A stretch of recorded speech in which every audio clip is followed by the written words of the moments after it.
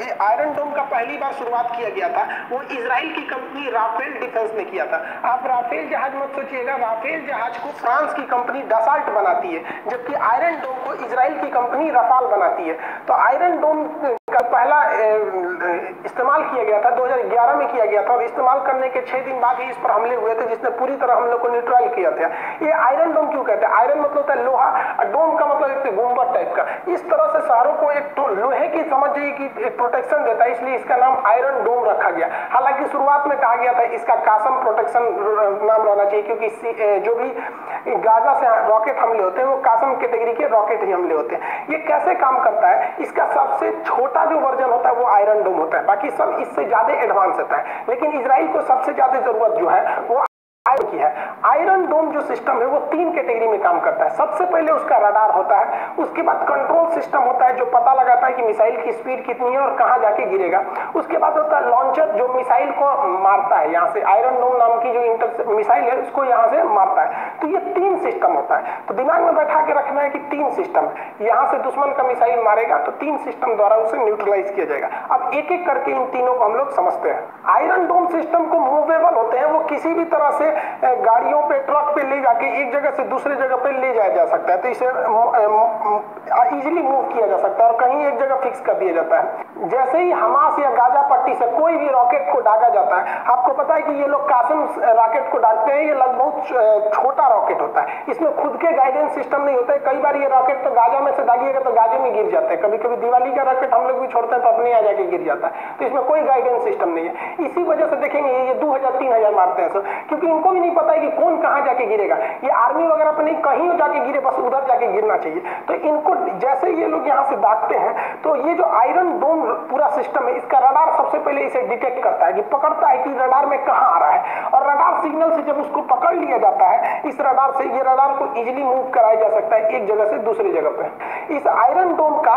Radar जो होता है वो दुश्मन को पकड़ लेता है। ये आयरन डोम का रडार है, ये दुश्मन के आते हुए मिसाइल या किसी भी हमले को डिटेक्ट कर देगा, और ये डिटेक्ट करने के बाद पूरा कैलकुलेशन कर लेगा कितनी स्पीड में आ रहा है, और ये कमांड सेंटर को भेज देगा।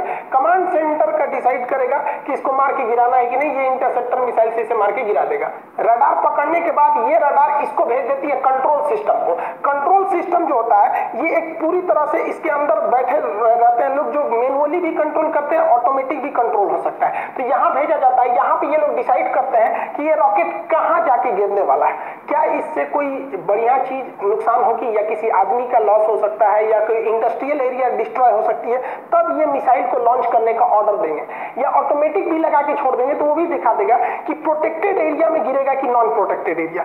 जैसे इजराइल का ज्यादातर भूमि पथरीला है, पानी की किल्लत है। अब जैसे ये वाले एरिया में कोई नहीं रह रहा है, यहाँ पे कोई नहीं रह रहा है, ये वाला एरिया में यहाँ के शहर बसे हुए हैं, तो जो रडार है वो सिग्नल भेजेगा कंट्रोल यूनिट को और बताएगा कि ये जो आपका रॉकेट है ये यहाँ पर गिरने वाला है। तो कंट्रोल यूनिट कहेगा भाई गिरने वाला है तो गिरने दो ना, वहां कोई रहता ही नहीं है। इसीलिए सायरन बजता है जब आयरन डोम किसी रॉकेट को पकड़ता है कि मतलब आप प्रोटेक्टेड एरिया में आ जाइए। तो कोई इधर उधर रह रहा होगा तो उसको बता दिया इधर आओ, सोच रखो पड़िए पे गिर जाएगा तुरंत। मेन सिस्टम होता है इस इंटरसेप्टर का, जिसे हम बैटरी कहते हैं। बैटरी जो होती है मिसाइलों की एक ग्रुप होती है जिसको झोंपा कहते हैं बैटरी। इस बैटरी में ना इधर से देखेंगे तो 4 लाइन दिखेगी, 1 2 3 4, लेकिन ऊपर से देखेंगे ना तो 5 तो दिखेगा, 1 2 3 4 5। तो 4 इधर से 5 इधर से, यानी एक बैटरी में टोटल इनकी 20 इंटरसेप्टर मिसाइल होती है। इस इंटरसेप्टर मिसाइल को तामीर मिसाइल कहते हैं। तामीर मिसाइल ही जाके मारता है, लेकिन जो रडार पकड़ता है, कंट्रोल सिस्टम डिसाइड करता है कहां गिरेगा, और जो इंटरसेप्टर इसे ऑर्डर दिया जाता है, ये पूरे सिस्टम को हम आयरन डोम कहते हैं। लेकिन मेन मिसाइल मारने का काम ये तामीर मिसाइल ही इसे मारने का काम करता है।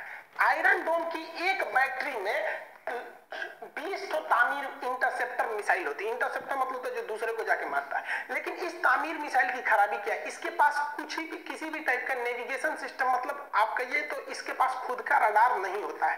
तो ये कैसे पता करता है, तो जमीन पर बैठा रडार जो देखा है उस रॉकेट को, या उस जो हमला किया गया हमास की ओर से जो रॉकेट वगैरह उसको देखा है, तो ये उसको बताता है कि मुड़ रॉकेट इधर जा रहा है उधर जा रहा है।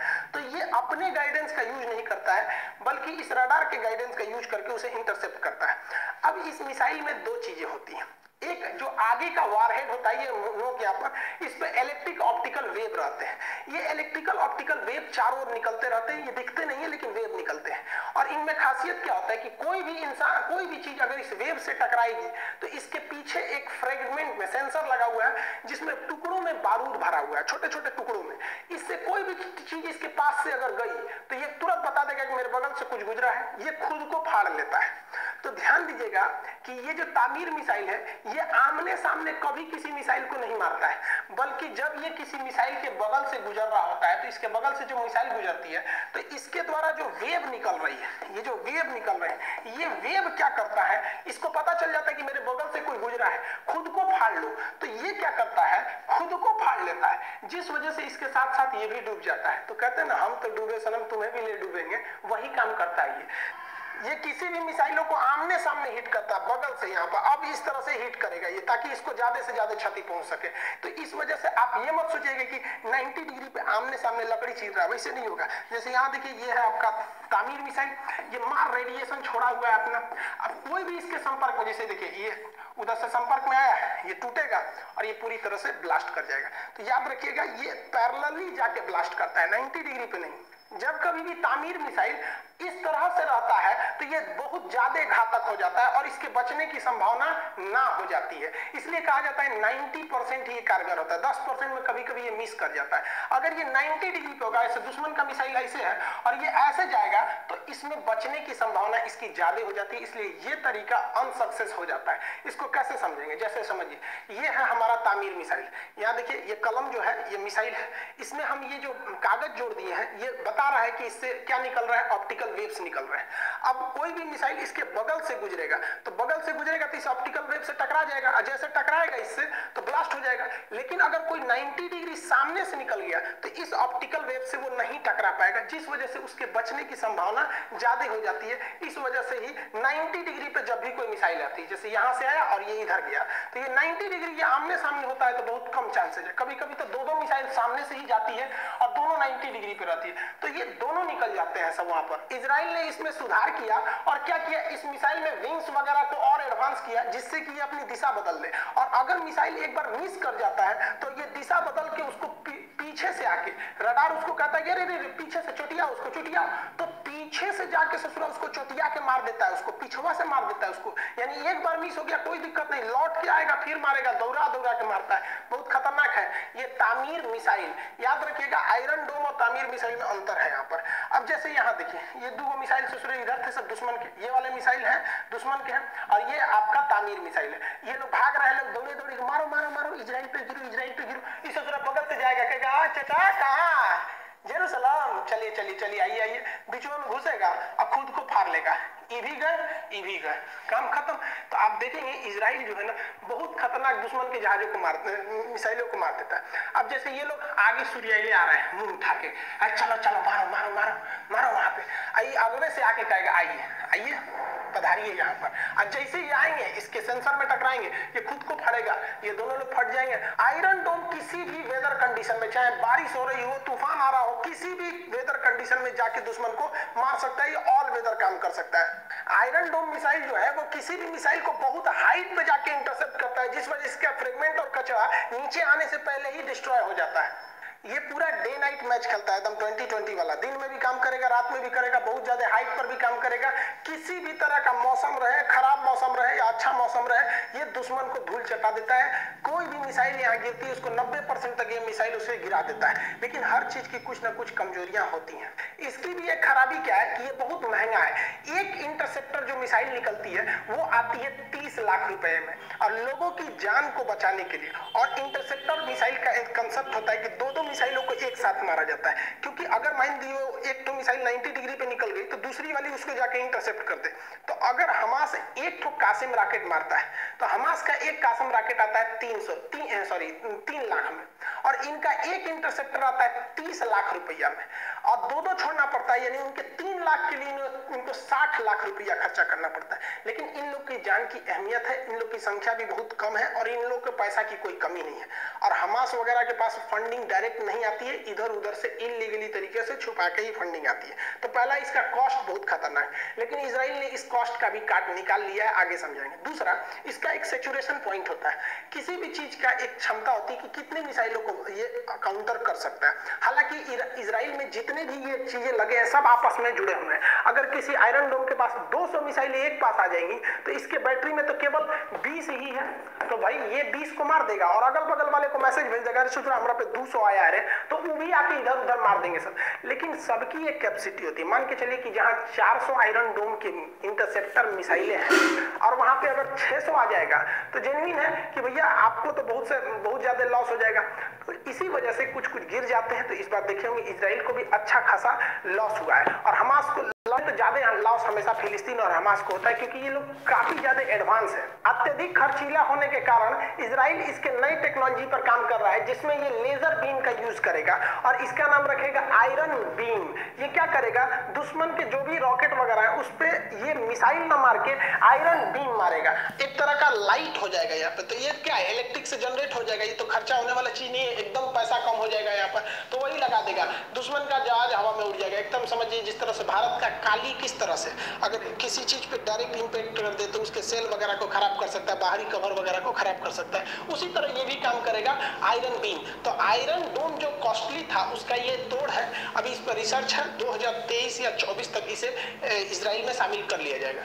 आयरन डोम है, इसकी जो मारक क्षमता है, ये इफेक्टिवली इसको रखा जाता है सबसे कम दूरी के लिए। ये 10 किलोमीटर तक के लिए आयरन डोम को रखा जाता है। 10 किलोमीटर से ज्यादा अगर 20 किलोमीटर तक मार करना है तो इसके लिए रखा जाता है स्पाइडर शॉर्ट रेंज, जिसे शॉर्टकट में स्पाइडर SR कहते हैं, शॉर्ट रेंज। ये 20 किलोमीटर तक मार देता है। इससे भी तगड़ा होता है स्पाइडर मीडियम रेंज। तो स्पाइडर में आगे MR लगा देते हैं, MR का मतलब होता है मीडियम रेंज। ये 50 किलोमीटर तक मार देता है। और इससे भी अगर ज्यादा सुरक्षा चाहिए और हाई लेवल का तो उसमें लगाया जाता है डेविड स्लिंग। डेविड स्लिंग जो मिसाइलें होती हैं ये 160 किलोमीटर दूर तक के दुश्मन के किसी भी टारगेट को नष्ट कर देती है। तो देख रहे हैं 10, 20, 50, 160 इतना लंबा इसके पास सिक्योरिटी सिस्टम है, इस पे कोई नहीं मार सकता है। लेकिन इजराइल को भी पता है कि हमारा ये सिस्टम केवल छोटे चीजों के लिए बना हुआ है, भयानक हमला हो जाएगा तो ये नहीं रोक पाएगा। इसलिए इजराइल भारत को आयरन डोम बेचने आया था, तो आयरन डोम मना करते, भारत ने मना कर दिया। हम लोग दुश्मन भी VIP चाइना है, एगो हमरे बगल वाले है, ये है, ये सब छोटका नहीं मारता है, सब भयानक मारता है। तो हमको इसकी जरूरत नहीं है और एडवांस चाहिए, इसलिए भारत ने आयरन डोम को नहीं लिया। इस बात से इजराइल भी भली भांति वाकिफ था कि अगर ईरान भयानक वाला मिसाइल मारेगा, क्योंकि इजराइल का दुश्मन ईरान सबसे पक्का है और वो थोड़ा शक्तिशाली भी है, बाकी सब तो अगल बगल वाला कोनो चीज नहीं जानते, सब इसे घर में रॉकेट बनाता है, कोनो ठीक नहीं किधर जाएगा किधर नहीं। लेकिन ईरान का रॉकेट काफी एडवांस है, इसलिए ये बैलिस्टिक मिसाइल, बड़ी मिसाइलों को भी काउंटर करने के लिए सोचता है, क्योंकि बड़ी मिसाइलों को काउंटर करने के लिए इससे पॉसिबल नहीं है, इसलिए ये एरो मिसाइल का यूज करता है। ये एरो मिसाइल जो है, एरो मिसाइल, इसकी 2 कैटेगरी होती है, एरो 2 और एरो 3। ये बैलिस्टिक मिसाइल को मारता है। इसको देखिए ये बहुत भयानक है, तो बड़ा मिसाइल को मारने के लिए बड़ा चाहिए और बड़ा रडार लगाया गया इसका। ये भी बहुत लंबा मारता है, ये भी लगभग 100 से 150 किलोमीटर में मार करता है। इसका ऑफिशियली मतलब इजराइल ने कभी इसका बहुत ज्यादा यूज नहीं किया, जिस वजह से इसका मतलब डाटा जो आता है वो अनऑफिशियली ही आता है। तो एरो 2 और एरो 3 जो है, ये ऐसा नहीं सोचिएगा कि डेविड स्लिंग से ज्यादा दूर तक मारेंगे, जितना डेविड स्लिंग मारता है उतना ही ये भी मारेंगे। लेकिन आयरन डोम, स्पाइडर और डेविड स्लिंग ये छोटे टारगेट, हेलीकॉप्टर के लिए, लेकिन भयानक के लिए ये एरो आता है। अभी इससे ऊपर भी बैलिस्टिक मिसाइल डिफेंस सिस्टम पर इजराइल काम कर रहा है। इस तरह से आप देखेंगे तो इजराइल के पास कितने लेयर की सिक्योरिटी है, Arrow 3, Arrow 2, David Sling, Iron Dome, Spyder short range, Spyder medium range, इस तरह से काफी ज्यादा खुद को सिक्योर कर रखा है इजराइल ने। इजराइल की जो जहाजें होती है, नौसेना की जहाजें, उसको भी वो सुरक्षा दिया, क्योंकि नौसेना की जहाज जाएगी और उसी पे कोई मार देगा तब। तो नौसेना की जहाजों के लिए इसने क्या रखा है, सी डोम। तो डोम का मतलब क्या था, गुंबद की तरह इस तरह बना दिया। तो इसको सी को वो वाला सी ना लिख के ये वाला सी लिखते हैं, तो सी डोम है। ये जहाजों की पूरी तरह से रक्षा करता है।